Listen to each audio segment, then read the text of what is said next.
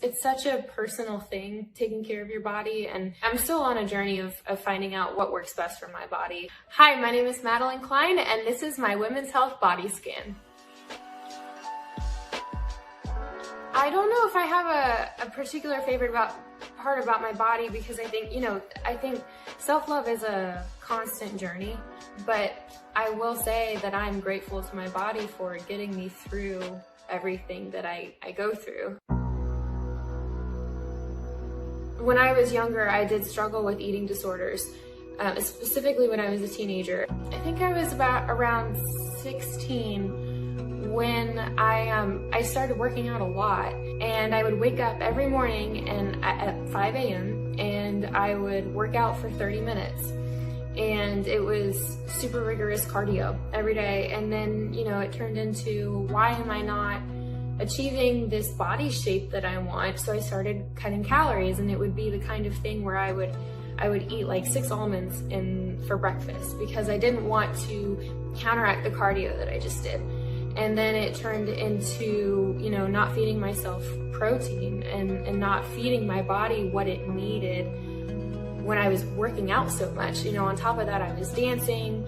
On top of that, I was weightlifting, and I was, I worked out multiple times in the day. All I knew is I wasn't achieving a particular body image, and so I was angry, and I was harming myself in the process and starving myself in the process of trying to achieve that.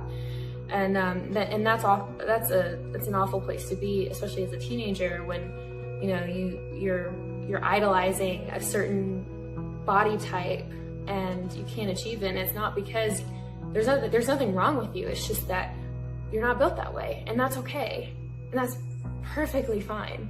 My mom was a wonderful help in that. She'd stand there in the mirror with me, and we would list out things that body, and that was okay. And I became so much happier. My natural hair color is dark brown. The first time I dyed my hair was for Outer Banks. I had never touched my hair. I was just too afraid to, and I just didn't want to pay the money to do anything to it. And then Outer Banks happened. It's funny because they weren't sure if blonde would be the move. And so everybody went to the hair salon, and they got their hair done the way they wanted. They just wanted to look sun-kissed. I came out of the salon, and I felt like, and they put like highlights in my hair, but it kind of felt like I had streaks of peanut butter in my hair. I think for me, like for love languages, I feel like verbal affirmations, like quality time and physical touch are all really important to me. He's really, really wonderful at like quality time and, those verbal affirmations. It's those little things when your person says like, oh, you look beautiful today, and you're not wearing any makeup, or, you don't feel at your best, or, you're just kind of feeling meh, or maybe your mental health's not that great that day. And that person looks at you and says like, I love the way you think, or I love the way you treat people. Or for me, it's less about physicality, and it's more about like that mental stimulation, that mental connection with that person. And it means more to me if he looks at me and says, I think the way you handled that was really admirable, or I'm really proud of you for this or that or whatever, even if it's just a general statement. That means more to me than, a compliment on a physical aspect. So I was 18 when I got my wisdom teeth removed. I don't remember anything. All I remember is waking up and I was on the couch at home. But then my mom was she's filling me in on everything. And the craziest thing is I kept looking at the surgeon, and I kept calling him Robin Williams. And I was like, Robin. And he was like, honey, that's not my name. And then it turns out it was Robin Williams' birthday, that day that I got my wisdom teeth removed. And for some reason in my brain, my drugged up brain, I was like, it's Robin Williams. I also remember talking about hamsters in my mouth, and it was the gauze. It was the gauze at the back of my mouth, and I couldn't feel my face. And so I started crying a little bit because I thought it was gone. just all in all, a very good time. Makeup's something that I've actually recently gotten into, and I think it's a lot of fun. I think for myself, naturally, I really love to focus on my eyes. I really try my best to, I know they're almond shaped, so I do my best to kind of widen them out. So I line under them here and also a little bit on the outside and kind of wing them up. And I also, mascara helps with that as well. If you take mascara and kind of brush out, it gives your lashes the chance to give you kind of like a natural wing. I think also highlighting. I love a dewy look. I love skin that looks, I don't know, like fresh and glowy, like you're just off the beach.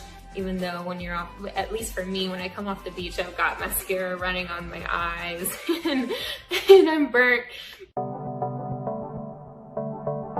I have never broken a bone in my life. I do have an interesting story. So, this past December for my 22nd birthday, some of the cast, we went to Mammoth for a weekend trip to the mountains. And I was like, you know what? I want to snowboard for the first time. I've never gone snowboarding. I grew up skiing, but I stopped that when I was, I don't know, like 10. And Rudy, who plays JJ on the show, he was in charge of the maps and what slopes we were going to.